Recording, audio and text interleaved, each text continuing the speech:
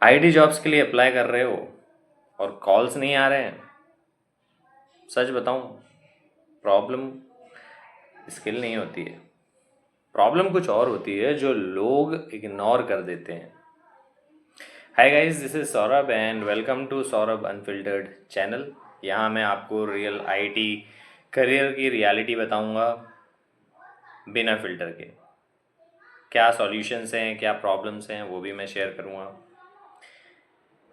मैं बहुत लोगों को देखता हूँ कि वो कोर्स कंप्लीट कर लेते हैं, फिर उसके बाद सर्टिफिकेट भी ले लेते हैं, रिज्यूमे बनाएंगे, 100 जगह एक साथ अप्लाई भी कर देंगे, पर फिर भी कॉल नहीं आता है।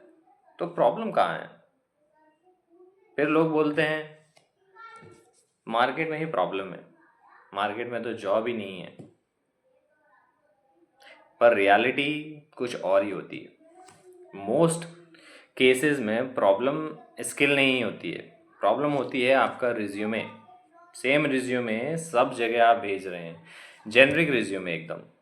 रिक्रूटर को समझ ही नहीं आ रहा है कि आप में क्या क्वालिटी है। आपके रिज्यूमे में वो मेंशन ही नहीं है क्लियरली। उसके पास 1,000 से ज़्यादा रिज्यूमे होते हैं, 5 से 10 सेकंड में वो या तो फिल्टर कर देगा, उसमें से रिजेक्ट करेगा या सिलेक्ट करेगा। सो शॉर्ट लिस्ट करने के लिए बहुत कम समय होता है। ऐसे में इम्पॉर्टेंट हो जाता है कि आप डिटेल्स मेंशन करें।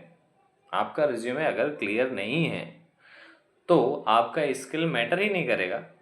आपको कुछ भी आता है वो पता ही नहीं चलेगा रिक्रूटर को।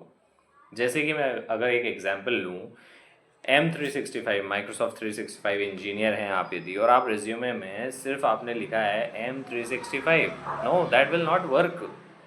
उसमें आपको मेंशन करना पड़ेगा कि आपने क्या किया है M365 में। For example you have to mention user management किया है आपने, मेल बॉक्स इश्यूज हैंडल किए हैं, एक्सेस कंट्रोल पे वर्क किया है। स्पेसिफिक होना पड़ता है।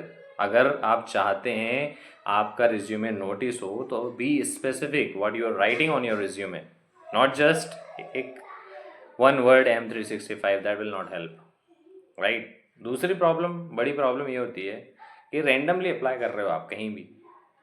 कोई भी पोस्ट देखी, लिंक्डइन पे देखी, naukri.com पे, रैंडम आपने अप्लाई कर दिया। हर जगह अप्लाई कर रहे हैं, चाहे वो आपके स्किल्स से मैच हो या ना हो। अल्टीमेटली क्या होगा? रिक्रूटर इग्नोर कर देगा उसको। कहीं ना कहीं आपका कॉन्फिडेंस लूज होगा। बेटर है अप्लाई कम करो but be selective, you know. जो आपके रिज्यूमे से मैच कर रहा है, टारगेटेड अप्लाई करो, right. What else you can do? Solution क्या होना चाहिए इसका?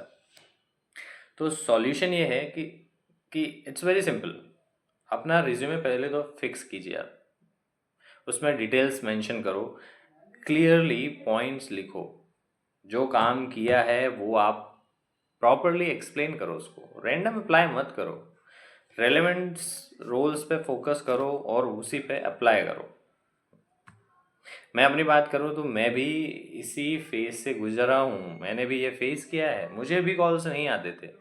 पर जब रिज्यूमे और अप्रोच को चेंज की तब डिफरेंस दिखा, बहुत बड़ा डिफरेंस दिखा। अगर आप आईटी जॉब्स के लिए सीरियस हो तो ये छोटी छोटी चीज़ें बहुत ही मैटर करती हैं, बहुत इंपॉर्टेंट है। स्पेशली नावा डेज जब एआई और ये robots and all those features आ रहे हैं जो कि काफ़ी कॉम्पिटिटिव कर दिया है मार्केट को। ऐसे टाइम में इट्स वेरी इंपॉर्टेंट कि आप छोटी छोटी चीज़ें, आपके छोटे छोटे स्किल्स को क्लियरली मेंशन करें आपके रिज्यूमे में, क्लियरली शो करें, सो दैट रिक्रूटर उसे इग्नोर ना करे, उसे एक्सेप्ट करे।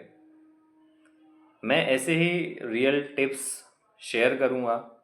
कोई भी फेक प्रोमिसेस नहीं है, only practical guidance I will be providing you. अगर आपको ऐसे ही कंटेंट्स और चाहिए तो सब्सक्राइब करो, मेरे साथ जुड़े रहो। और आपके कमेंट्स यदि कुछ भी हैं वो आप बिल्कुल शेयर करो, and like and subscribe. Thanks.